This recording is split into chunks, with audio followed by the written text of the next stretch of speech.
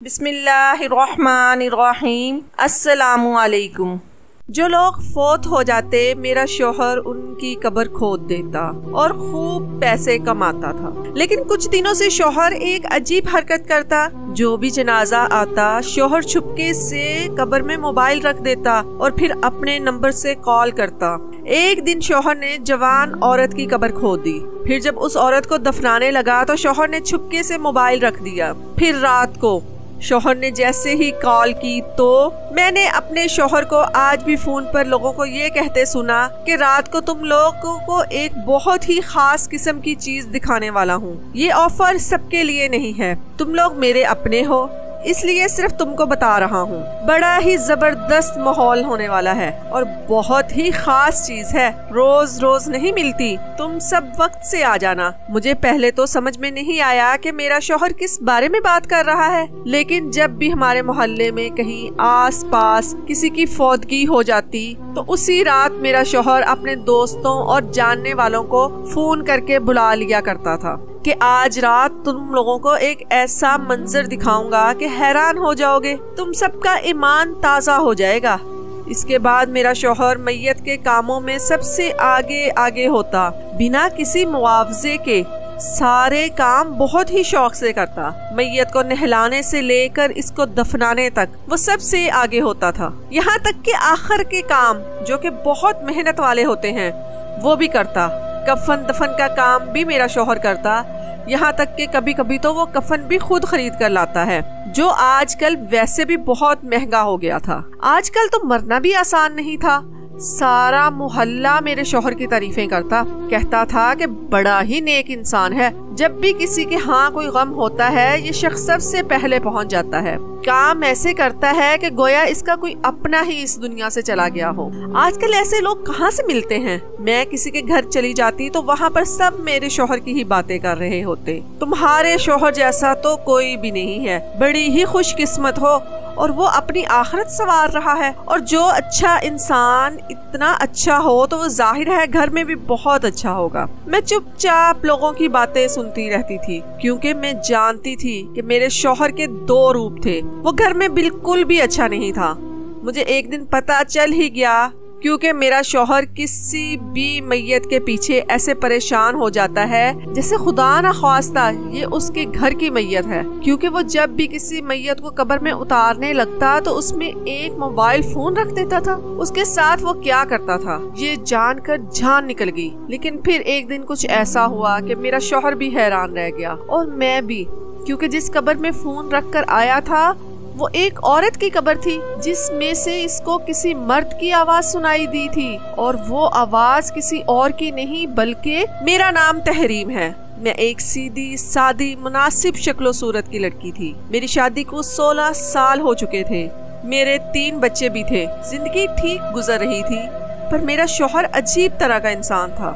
یوں تو اس کے محلے میں چھوٹی سی کریانے کی دکان تھی، اسی لیے سارا محلہ اسے جانتا تھا، لیکن اس کے علاوہ اسے پیسے کمانے کا بہت شوق تھا، لیکن بہت ہی آسان اور چھوٹے طریقے سے۔ وہ اس بات پر مشہور تھا کہ جب بھی محلے میں کوئی مرتا ہے تو وہ سب سے آگے ہوتا ہے، لیکن اگر وہ اتنا ہی اچھا انسان تھا تو پھر گھر میں اس کے طور طریقے اتنے برے کیوں تھے؟ وہ بلا وجہ بچوں کو مارتا، ذرا سی غلطی ہو جاتی تو میرے خاندان کو برا بھلا کہنا شروع کر دیتا، ہاتھ اٹھانے میں دیر نہیں کرتا، اپنی ذمہ داریوں کو سنجیدگی سے نہیں لیتا تھا۔ دکان کرائے کی تھی، ورنہ یہ اتنا لاپرواہ تھا کہ ہم بھوک سے ہی مر جاتے۔ دکان پر ملازم کو بٹھا کر خود نہ جانے کہاں غائب رہتا۔ جب بھی محلے میں کوئی فوت ہو جاتا تو رات کے ٹائم اس نے ایک محفل لگانی ہوتی تھی، وہ محفل اپنی بیٹھک میں لگایا کرتا تھا۔ مجھے صرف اتنی اجازت ہوتی کہ میں چائے بنا کر وہاں پر پہنچاتی رہوں، ساری رات وہاں لوگ بیٹھے رہتے تھے اور مجھے بار بار چائے بنانے کو کہتے تھے،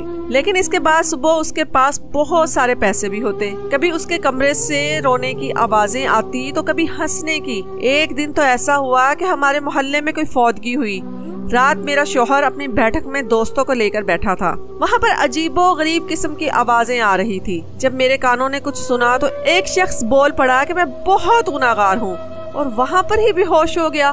उसे दिल का दौरा पड़ गया था। थोड़ी देर बाद उस शख्स को 4 बंदे उठाकर हॉस्पिटल ले गए। वहां जाकर उसकी जान बच गई। पर मैं परेशान हो गई थी कि अब तो सारे मोहल्ले वाले कहेंगे कि हमने ही कुछ किया है, कि हमारे घर से ऐसी हालत में निकला था। लेकिन किसी ने कुछ भी नहीं कहा और फिर से महफिलें चलने लगी। जब मोहल्ले में कोई मर जाता था मेरा शौहर बहुत खुश होता था, कहता आज तो दिहाड़ी लगेगी। मेरा बड़ा बेटा 13 साल का था। उसको एक दिन मैंने बैठक में छुपा दिया और कहा जो भी बात वहाँ पर चले सारी बातें मुझे आकर बताना।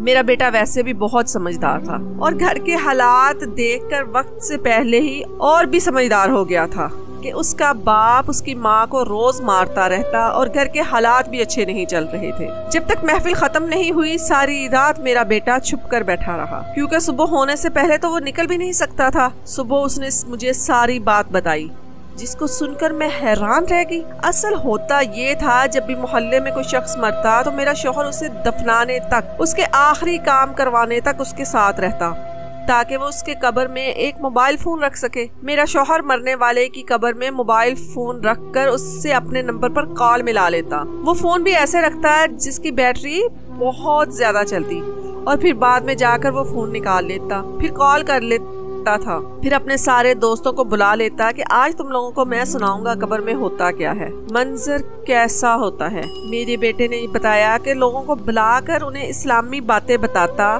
कब्र से आने वाली आवाजें सुनाता। कब्र से कोई खास आवाज तो ना आती, लेकिन शायद मिट्टी गिरने से या फोन के हिलने से कुछ आवाजें आती थी। लोग उस पर भी अश अश करके उठते थे।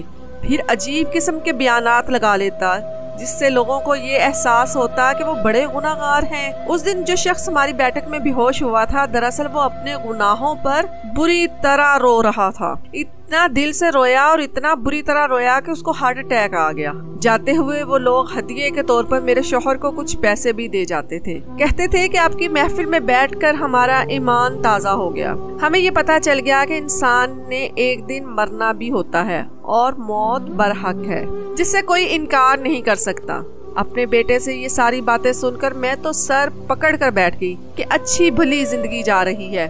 किराने की दुकान है, 3 वक्त की रोटी पूरी हो रही है, बच्चे पढ़ते हैं। फिर मेरे शौहर को किस किस्म की हरकतें करने पड़ रही हैं, क्योंकि उसको तजस्सुस है इन सारी चीजों को जानने का। मैंने अपने शौहर के सामने कभी भी कोई बात नहीं की थी। सच कहूँ तो मैं उससे डरती भी बहुत थी, क्योंकि हर दूसरी बात पर वो तो हाथ उठा लेता। लेकिन आज मैंने सोच लिया कि मैं उससे बात करूंगी। वो खाना खा रहा था जब मैंने उससे कहा बैठक के अंदर क्या होता है। उस दिन वो शख्स क्यों बेहोश हुआ था, तो कहने लगा कि जो बैठक में होता है बहुत ही नेक काम है, अल्लाह का बहुत बड़ा करम है, तुम क्यों पूछ रही हो। फिर मैंने उसको सारी बात बता दी।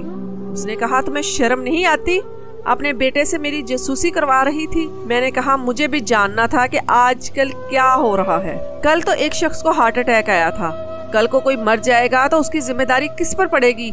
आपको नहीं पता कि इस तरह के कामों में पहले भी लोग मर चुके हैं। लोग जरूरत से ज्यादा जज्बाती हो जाते हैं, फिर इनका दिल बैठ जाता है। आप किस किस्म के काम कर रहे हैं? इन कामों को करने से आपको क्या मिल जाएगा? लोगों की कब्र में मोबाइल रखना और आवाजें सुनने की कोशिश करना और बाद में वो मोबाइल निकाल लेना किस हद तक अजीब बात है। ये आपके बच्चों को पता चल जाए कि उनका बाप ये सब करता है तो वो आपके बारे में क्या सोचेंगे। मेरे शौहर ने जिंदगी में पहली बार चुपचाप मेरी इतनी सारी बातें सुनी। फिर मुझे बातें सुनाने लगा कि तुम्हें क्या पता, तुम तो हो ही बेदीन, तुम्हारा खानदान भी ऐसा था। तुम्हारे बाप को मैंने आज तक मस्जिद जाते नहीं देखा, तुम्हारी माँ घर में ड्रामे देखती थी, तुम्हें क्या पता इन सब बातों का। चुपचाप ने काम से काम रखो, अगर दोबारा ऐसी हरकत की तो मुझसे कोई बुरा नहीं होगा। शर्म नहीं आती, अपने शौहर की जासूसी करवाती है, बेवकूफ औरत। मुझे गुस्सा तो बहुत आया, लेकिन मैंने गुस्सा पी लिया।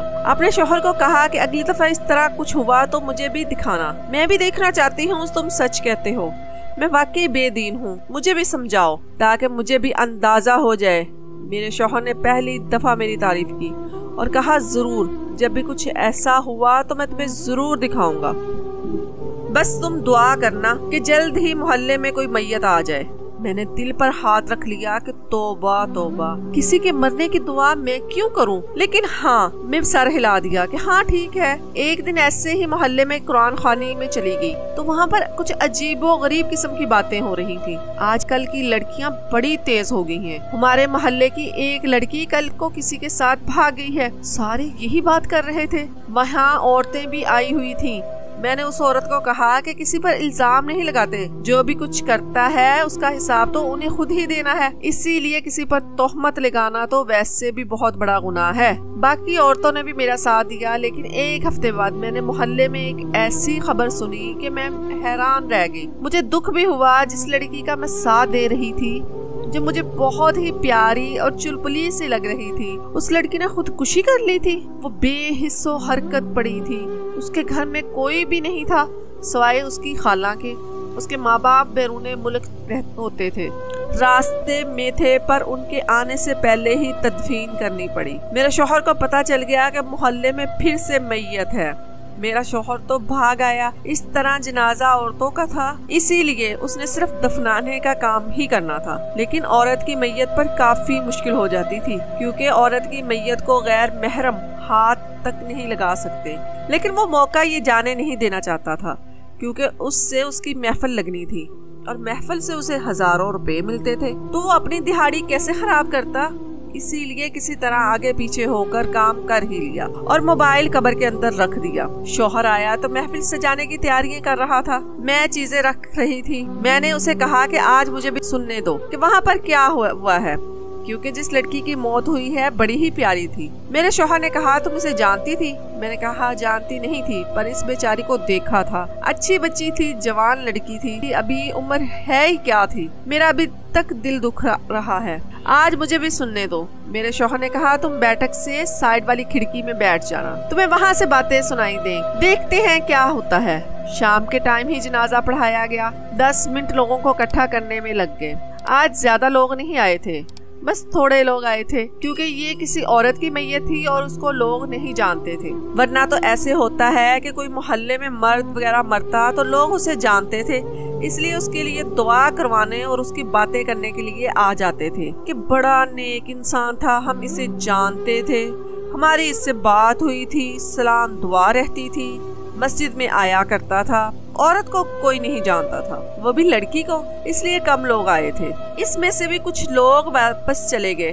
پھر جب کافی دیر تک کوئی آواز یا ہلچل کی آواز نہ آئی تو جو لوگ آئے تھے وہ بھی چلے گئے۔ میرا شوہر تو غصہ ہی ہو گیا، اس نے فون ایک سائڈ پر رکھ دیا۔ میں بیٹھک میں آ گئی۔ میں نے کہا کیا ہوا؟ اگر ایسا ہو رہا ہے تو اب کیا کر سکتے ہیں؟ کہنے لگا کاش کوئی مرد ہی مر جاتا تو دہاڑی بن جاتی۔ میں نے شوہر کو حیران ہو کر دیکھا کہ تم یہ سب پیسوں کے لیے کرتے ہو؟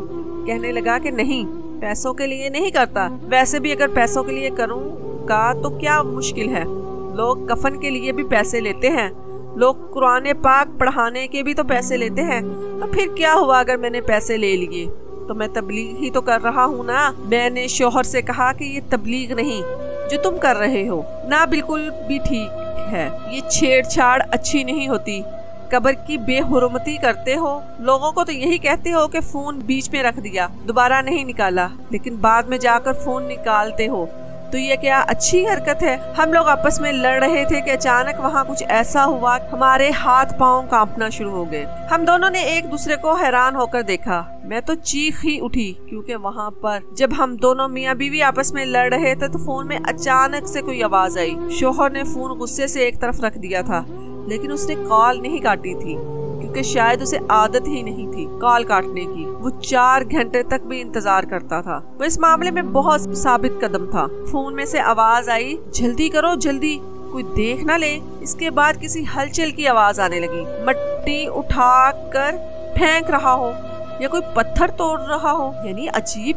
قسم کی آوازیں تھی۔ پھر لڑکی کی آواز آئی جو یہ کہہ رہی تھی کہ نکالو نکالو مجھے یہاں سے۔ پھر ایک مرد کی آواز آئی جو غصے میں تھا کہ تم جیسی پاگل میں نے آج تک نہیں دیکھی، जल्दी जल्दी बाहर आओ। ये बात सुनकर तो हम लोग हैरान रह गए। मेरे शौहर ने आओ देखा न ताओ, हाथ में टॉर्च लिए फौरन उस कब्र की तरफ भाग खड़ा हुआ। मैं भी उसके पीछे पीछे गई। अपने बड़े बेटे को इतना कहा कि बाकी बच्चों का ख्याल रखना, हम अभी आते हैं। कब्रिस्तान ज्यादा दूर नहीं था, ये कब्रिस्तान मोहल्ले के बीचों बीच था। हम बहुत जल्द वहाँ पहुँच गए, लेकिन हमें कब्र तलाश करने में 2-3 मिनट लगे।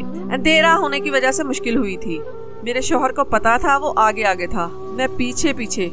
उसको तो ये भी पता नहीं था कि मैं भी वहाँ पर आ गई हूँ, क्योंकि वो इतनी तेजी से भाग रहा था। फिर जो सामने का मंजर मैंने देखा तो हम हैरानों परेशान रह गए। वहाँ पर एक लड़का लड़की का हाथ थामे कब्र के पास खड़ा था, और ये वही लड़की थी जिसको मैंने कुरान खानी में देखा था। मेरा शौहर तो उस लड़की का चेहरा नहीं देख पाया, लेकिन मैं समझ गई थी। वो हमें देखकर भागने लगे कि मेरे शौहर ने उनको रोक लिया।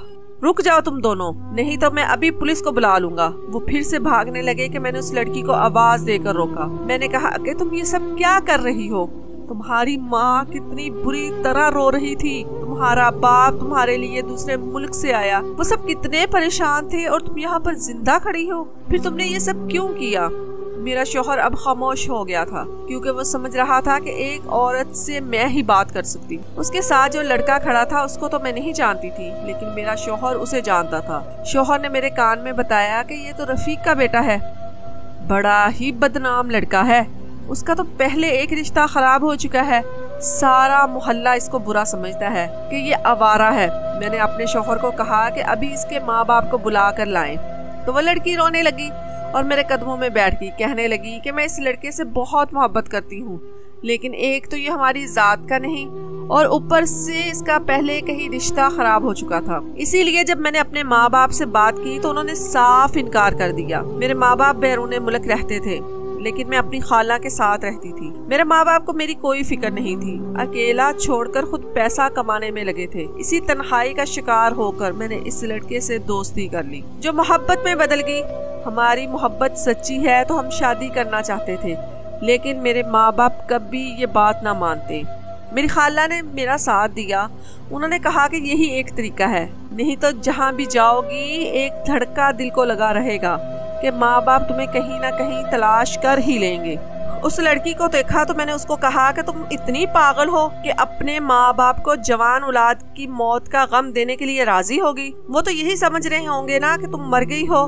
ये लड़का यहीं पर मौजूद था, उसने मुझे फौरन निकाला और अब हम पीछे रास्ते से ये शहर छोड़कर भागने वाले थे। हमने सारा प्लान बना रखा था।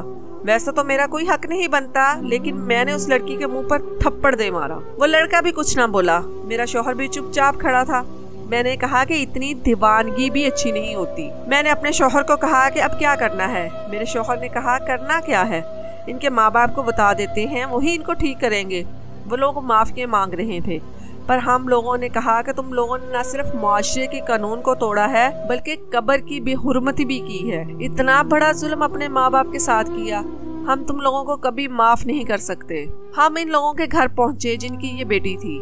मेरे शौहर ने कहा कि तुम पहले दाखिल होना और उनको जाकर आराम से सारी बात समझाओ। अभी तो उन्होंने अपनी बेटी को दफनाया था, फिर वो ये सब देखकर कहीं ज्यादा ही परेशान ना हो जाए। मैं अंदर गई और मैंने उनको सारी बात बता दी। माँ का दिल तो नरम हो गया, बोली कहाँ है मेरी बेटी, लेकिन बाप बिल्कुल खामोश हो गया। खैर उनकी बेटी को उनके हवाले कर दिया। बाप का कहना था कि ये मेरी बेटी हो ही नहीं सकती, जिसने मुझे इतना बड़ा धोखा दिया, मौत का मजाक बनाया। ये मेरी बेटी नहीं है, लेकिन इस लड़की को सड़क पर नहीं छोड़ सकते थे, इसलिए घर में रख लिया। लड़के को भी उसके घर छोड़ा। वापसी पर मैं और मेरा शौहर अपने घर आ रहे थे। इस सिलसिले में बहुत रात हो गई थी। मैंने अपने शौहर का हाथ थामकर उसे अपनी तरफ मुतवज्जो किया। मैंने कहा कि आज तुम्हारी वजह से एक लड़की अपने माँ बाप की इज्जत खराब करने से बच गई, और एक माँ बाप को उसकी बच्ची वापस मिल गई, जिसको उसने मरा हुआ समझकर उसका सोग भी मना लिया था। तुम जो भी करते हो वो अपनी जगह, लेकिन आज तुम्हारी वजह से किसी का घर बच गया। मुझे तुम पर फख्र है कि तुम मेरे शौहर हो। शौहर ने कहा कि मैं भी कुछ अच्छे काम नहीं करता, आज के बाद ये काम नहीं करूँगा, लेकिन आज वाकई مجھے اس بات کی خوشی ہے کہ اس کی وجہ سے ہم کوئی اچھا کام کرنے میں کامیاب ہو گئے۔ وہ لوگ کتنی دعائیں دے رہے تھے اور یہی دعائیں ہمارے لیے بہتر ہیں۔ میں تو یہ سب اس لیے کرتا تھا کہ گھر میں کوئی اچھی چیز لا سکوں۔ صرف 3 وقت کی روٹی پوری کرنا تو سب کچھ نہیں ہوتا نا، بچے بڑے ہو رہے ہیں۔ میں نے شوہر سے کہا کہ بس کوئی دوسرا کام کریں، میں اس کے ساتھ ہوں۔ جاتے جاتے ہم نے اس قبر کو دوبارہ سے بند کر دیا تاکہ یہ بات لوگوں کو پتہ نہ چلے۔